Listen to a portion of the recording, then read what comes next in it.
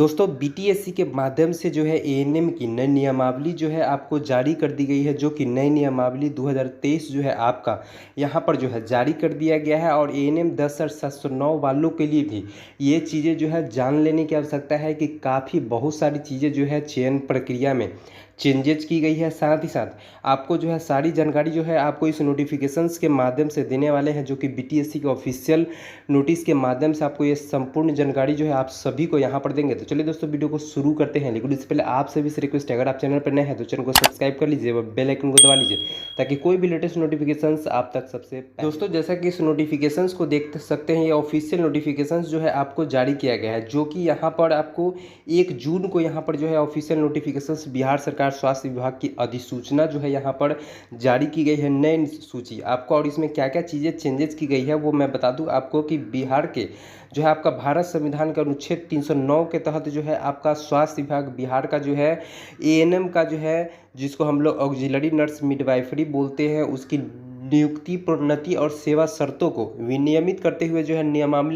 निम्नलिखित जो है नियमावली जो है यहाँ पर बनाई गई है, जिसमें काफ़ी चीज़ों को जो है चेंजेस किया गया है। और क्या क्या चीज़ें जो चेंजेस की गई है वो मैं बता दूं कि अब ये जो नियमावली कहाई जाएगी, यानी कि बिहार महिला स्वास्थ्य कार्यकर्ता जिसको हम लोग एएनएम बोलते हैं, ये आपका एएनएम संवर्ग नियमावली 2023 कही जा सकेगी, जो कि अभी तक जो है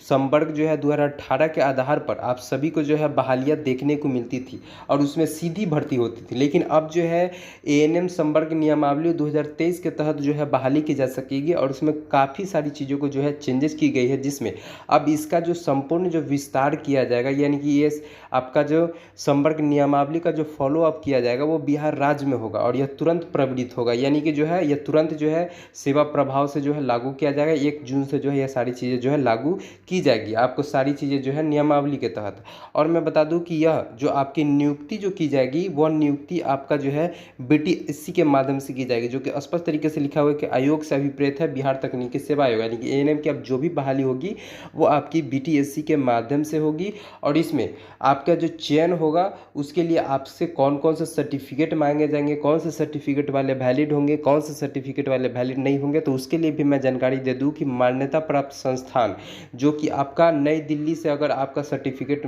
प्राप्त है, यानी कि आईएनसी से अप्रूव्ड अगर आपके पास सर्टिफिकेट है, या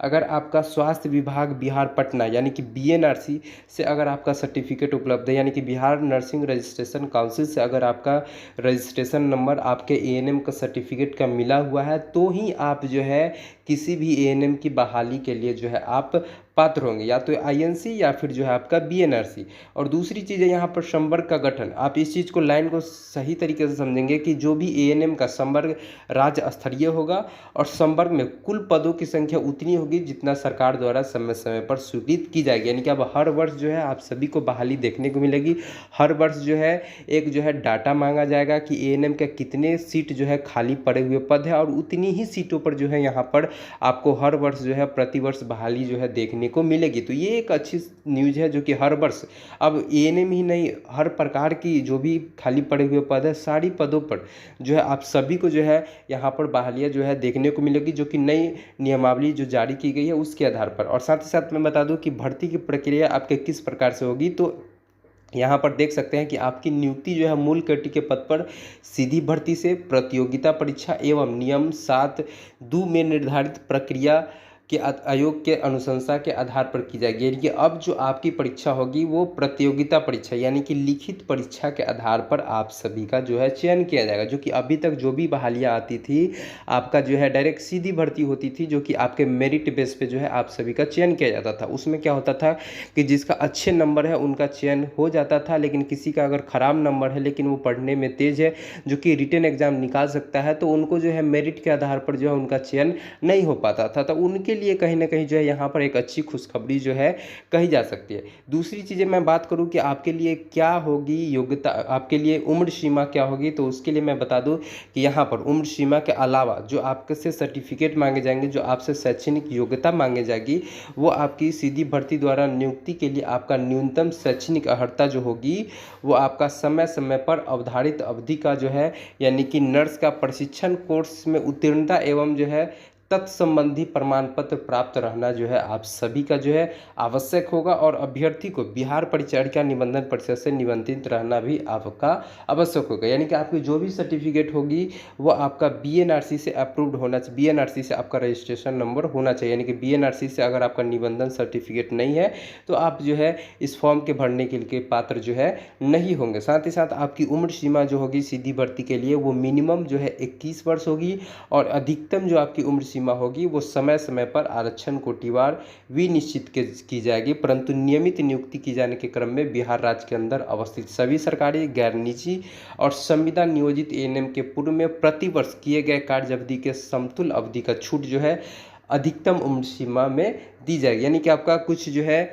आपका जो ओबीसी होता है, जनरल कैटेगरी होता है, एससी एसटी के जो उम्र सीमा में छूट दी जाती है उसके आधार पर जो है यहाँ पर अधिकतम उम्र सीमा रखी। जैसे कि ओबीसी में 37 वर्ष होता है, एससी एसटी में 40 वर्ष तक चला जाता है। तो इस प्रकार से जो है आपका यहाँ पर अधिकतम उम्र सीमा जो है तय की जाएगी, लेकिन मिनिमम उम्र सीमा जो होगी वो आपका 21 वर्ष ही जो है यहाँ पर की जाएगी। और दूसरा जो है यहाँ पर संविदा नियोजन के फलस्वरूप आपका उम्र सीमा में शिथिलीकरण एवं कार्य अनुभव के आधार पर नियुक्ति में अधिमानता का लाभ सिर्फ उसी पद पर नियमित नियुक्ति के समय दिया जाएगा जिस पद पर संविदा नियोजन के तहत जो है कार्य किया गया हो। यानी कि आप फॉर्म भरने के टाइम में अगर आपसे किसी भी प्रकार का अगर एक्सपीरियंस सर्टिफिकेट मांगा जाता है बहाली को लेकर के, तो उसी पद पर यानी कि एएनएम के ही पद पर अगर आप किसी सरकारी संस्था है जो कि सरकारी मान्यता प्राप्त ऐसी संस्थाएं हो, हॉस्पिटल्स हो, जहां पर अगर आप जो है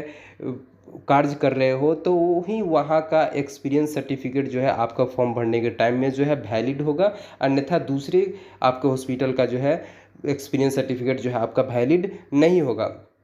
और यहाँ पर जो है विज्ञापन प्रकाशन जो है 1 अगस्त की उम्र के आधार पर जो है कट ऑफ डेट जो है यहाँ पर माना जाएगा। यानी कि विज्ञापन जो है प्रतिवर्ष 1 अगस्त की जो उनकी उम्र सीमा होगी उसके आधार पर जो है आपका यहाँ पर कट ऑफ डेट जो है वो यहाँ पर माना जाएगा। और भर्ती की प्रक्रिया की अगर मैं बात करूँ दोस्तों, तो यहाँ पर भर्ती की प्रक्रिया जो होगी नियुक्ति प्राधिकार द्वारा वर्ष 1 अप्रैल की स्थिति के आधार पर रिक्ति की गणना कर रोस्टर क्लियरेंस कराकर जो है आरक्षण कोटिवार अधियाचना आयोग को 30 अप्रैल तक भेजी जाएगी। यानी कि हर वर्ष आपका जितने भी जगह से जो आपका सदर हॉस्पिटल होंगे, PMCH, NMCH, Darbhanga medical college या फिर जितने भी पीएससी केंद्र होंगे, उन सारे जगहों से जो है हर वर्ष प्रति वर्ष जो है 1 अप्रैल को जो है एक डाटा मांगा जाएगा कि आपके हॉस्पिटल में कितने खाली पड़े हुए पद है, और जो है आपकी अधियाचना जो भी आयोग जो बीटीएससी होगी उनको जो है 30 अप्रैल तक भेजी जाएगी कि एएनएम के इतने सारे पद जो है खाली पड़े हुए पद है, इस पर जो है नोटिस निकाल करके जो है बहाली निकाली जाए। तो ये एक अच्छी जो है यहाँ पर न्यूज़ जो है कही जा सकती है कि प्रतिवर्ष आप सभी को जो है 30 अप्रैल के बाद जो है मई महीने में जो है आपके एएनएम की बहाली जो है देखने को मिलेगी। साथ ही साथ जो है आपकी अगर चयन प्रक्रिया की मैं बात करूँ तो आपकी जो चयन प्रक्रिया होगी वो प्रतियोगिता परीक्षा में प्राप्त अंक के लिए, यानी कि जो आपकी लिखित परीक्षा होगी वो आपकी 60 अंक के लिए होगी, यानी कि 60 नंबर के लिए जो है आपकी लिखित परीक्षा होगी। साथ ही साथ अगर आप एएनएम के अलावा अगर आप जीएनएम किए हुए हैं, बीएससी नर्सिंग किए हुए हैं, पोस्ट बेसिक बीएससी नर्सिंग किए हुए, या फिर अगर एमएससी नर्सिंग किए हुए हैं, तो उसके लिए आपको जो है यहाँ पर आपके अंक में 15 अंक जो है आपको जोड़ दिया जाएगा। साथ ही साथ अगर आप जो है बिहार राज्य के अंदर किसी भी सरकारी या गैर निजी केंद्र सरकारी या पंचायत या नगर निगम आदि अस्पतालों में अगर आप कार्य किए हुए हैं तो प्रति वर्ष के लिए जो है आपको 5 अंक जो है दिया जाएगा। अधिकतम जो है 5 वर्ष के लिए यानी कि 25 अंक जो है आपको यहाँ पर दिया जाएगा। छठे वर्ष के लिए भी आपको 25 अंक ही जो है दिया जाएगा, यानी कि टोटल जो है आपका 100 नंबर का जो है यहाँ पर एग्जाम होगा, और उसके आधार पर जो है आप सभी का जो है यहाँ पर मेरिट लिस्ट जो है बनेगा। साथ ही साथ मैं बता दूं कि आपकी जो नियुक्ति होगी वो प्रथम जो है 2 वर्षों के लिए होगी, और उसके बाद आपकी 2 वर्षों में सेवा जो है अगर संतोषजनक नहीं पाया जाता है तो आपकी परिवीक्षा अवधि का विस्तार जो है लिखित रूप में अभिलिखित किए जाने वाले कारणों से 1 वर्ष के लिए ही किया जाएगा, और यह विस्तारित अवधि में सेवा संतोषजनक नहीं पाए जाने पर नियुक्ति प्राधिकार जैसी एएनएम का सेवा मुक्त जो है कर सके। यानी कि 2 वर्ष के लिए जो है प्रथम आपका चयन किया जा सकेगा, और 2 वर्ष तक अगर आप संतोषजनक सेवा नहीं देते हैं तो आपकी जो है वहाँ पर सेवा विमुक्त कर दी जाएगी, आपको जो है ड्यूटी से वहाँ पर हटाया जा सकता है। अगर आप जो है 2 वर्ष तक में सेवा अच्छे से देते हैं तो उसके बाद आपकी जो है नियुक्ति जो है वो नियमित नियुक्ति जो है कर दी, यानी कि परमानेंट जो है आपकी बहाली जो है कर दी जाएगी। और मैं बात करूं यहाँ पर कि आपकी जो मेरिट लिस्ट बनेगी वो एएनएम की आपसी वरीयता आयोग द्वारा निर्धारित मेगा सूची के आधार पर जो है आपकी अवधारित जो है की जाएगी। तो इसके आधार पर जो है आप सभी को जो है दोस्तों यहाँ पर देखने को मिलेगा, जो कि यहाँ पर एक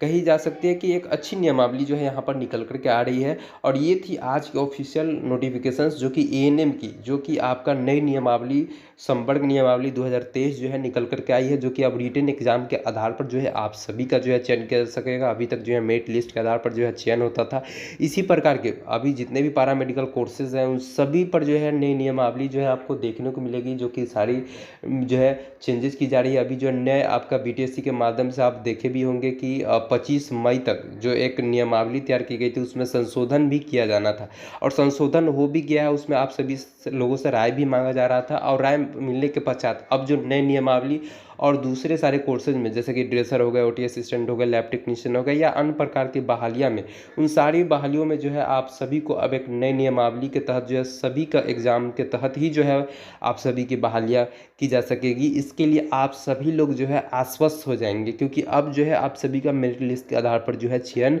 नहीं होगा। तो इससे जो है कहीं ना कहीं जो है सारे लोगों को जो है यहाँ पर मौका मिलेगा, जिसका अधिकतम नंबर है के साथ साथ जिसका कम नंबर है उनको भी जो है यहाँ पर रिटन एग्जाम में बैठने का मौका मिलेगा, और वो भी जो है कहीं ना कहीं अपने जॉब के जो है यहाँ पर पात्र होंगे। तो ये थी आज की ऑफिशियल नोटिफिकेशंस जो कि निकल करके आ रही थी। आशा करते हैं आप सभी को ये ऑफिशियल न्यूज़ जो है समझ में आया होगा। अगर किसी प्रकार की समझ में नहीं आ रहा हो तो आप जो है नीचे कमेंट बॉक्स में कमेंट कर सकते हैं, उसका रिप्लाई मैं ज़रूर दूंगा। और मिलते हैं इसी प्रकार के नए नोटिफिकेशंस के साथ में, तब तक के लिए जय हिंद।